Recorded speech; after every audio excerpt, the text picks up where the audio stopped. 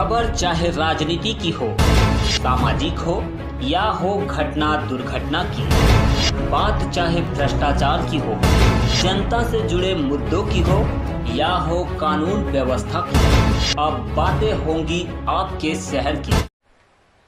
अगर हमारा बच्चा प्राइमरी सेकेंडरी स्कूल में पास होकर किसी तरह सरकारी कॉलेजेस में दाखिला ले लेता है तो आप जानते हैं उसका क्या हाल होता है। अभी 10-12 दिन पहले की बात है, कुछ छात्र बाबा साहब भीमराव अंबेडकर जी की यूनिवर्सिटी में, बाबा भीमराव अंबेडकर जी की यूनिवर्सिटी जो है उसमें बाबा साहब की जयंती बनाने की कोशिश कर रहे थे, परंतु वहां के प्रोफेसर, डीन, उन लोगों ने क्या किया, बच्चे अपने बाबा साहब को पूज रहे थे तो उनसे वो बर्दाश्त नहीं किया गया, लाठी मार मार कर उनको पीटा, सिक्योरिटी गार्ड को बुलाकर उनको पीटा और फिर उनके खिलाफ फर्जी केस दर्ज कराकर उन्हें जेल में डाल दिया। साथियों, क्या इस स्वतंत्र भारत में, बाबा साहब के भारत में, क्या हमको उनकी जयंती बनाने का हक नहीं है क्या?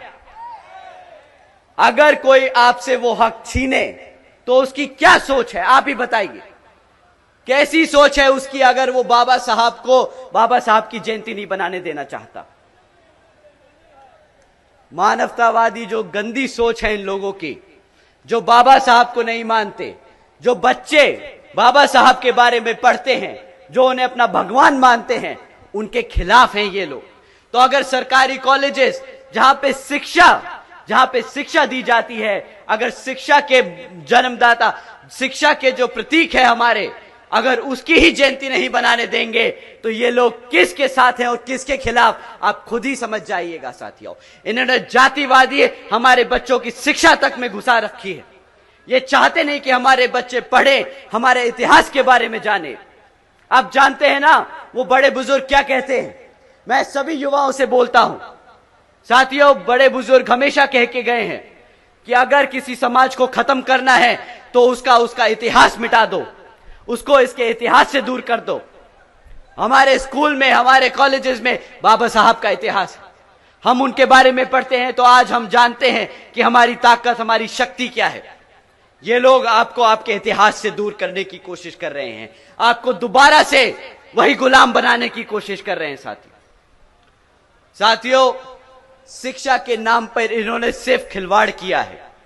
तो जब ये शिक्षा का मुद्दा उठाना हो तो बताइएगा कि जब तुमने हमारे बच्चों को बाबा साहब की जयंती नहीं बनाने दी, जब तुमने हमारे बच्चों को पढ़ने नहीं दिया सरकारी स्कूलों में, तो किस बात का वोट बनता है तुम्हारा? नहीं किया, क्योंकि बहन जी मानती हैं कि जब यहाँ के लोगों ने, यहाँ की आवाम ने हमें सत्ता में बिठाने का काम किया, हमने बहुत काम किया है अपने समाज के लिए। तो जब भी हम वोट मांगने जाएं, हम अपने कामों के साथ वोट मांगने जाएं। हम आने वाले 5 साल 10 साल के वादों के साथ नहीं जाएंगे, हमने जो पिछले 10-15 सालों में काम किया हम वो लेके जाएंगे। तो साथियों, इसी आधार पर हम आपसे दरख्वास्त करेंगे कि जब भी कोई विपक्षी पार्टी आप लोगों के बीच में आए वोट मांगने, तो आप उनसे उनके पिछले 10 सालों का काम मांगे कि भाई तुम पिछले 10 साल से सत्ता में थे, पिछले 5 साल से सत्ता में थे, पिछले 2.5 साल से सत्ता में थे, तो तुमने हमारे समाज के लिए क्या काम किए, उसके आधार पे आप उनको वोट देने का काम करेंगे। साथियों, इस बारी सवाल बिना किए कोई वोट नहीं जाएगा। हमारी माँ यहाँ बैठी हैं, आप अपने बच्चों को समझा दीजिएगा कि बेटा इस बारी बिना सवाल किए, बिना जवाब मांगे कोई वोट नहीं देगा। साथियों, इसी क्रम में मैं आप लोगों के बीच में कुछ मुद्दे छोड़ के जाऊंगा, कुछ सवाल छोड़ के जाऊंगा जो आप इन विपक्षी पार्टियों से पूछ सकते हैं। साथियों, पिछले 10 साल से केंद्र की सरकार में कौन सी पार्टी सत्ता में रही? कौन सी पार्टी सत्ता में रही? चोरों की पार्टी सत्ता में रही, भाजपा नहीं, चोरों की पार्टी सत्ता में रही है। तो साथियों, इन चोरों से पूछना पिछले 10 साल में तुमने हमारे समाज के लिए क्या किया।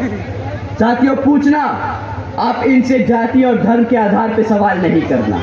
अगर हम जाति और धर्म के आधार पे कुछ सवाल कर दिए तो इलेक्शन कमीशन कल हमें बंद कर देगा, कहेगा तुम जाति और आधार के नाम पर वोट मांगने का काम कर रहे हो। परंतु आदरणीय प्रधानमंत्री जी भड़काऊ भाषण दे सकते हैं, प्रधानमंत्री जी मुसलमान और हिंदू कर सकते हैं, तब इलेक्शन कमीशन की आंखों पे पट्टी बंध जाएगी, मुंह पे टेप बंध जाएगा, तब इनके हाथ में कोई ताकत नहीं होगी। पर जब साथियों, पर जब आपका बहुजन समाज सवाल उठाता है तब इनको सारे कानून याद आ जाते हैं। कोई बात नहीं, एक समय आएगा जब गद्दी पर बहुजन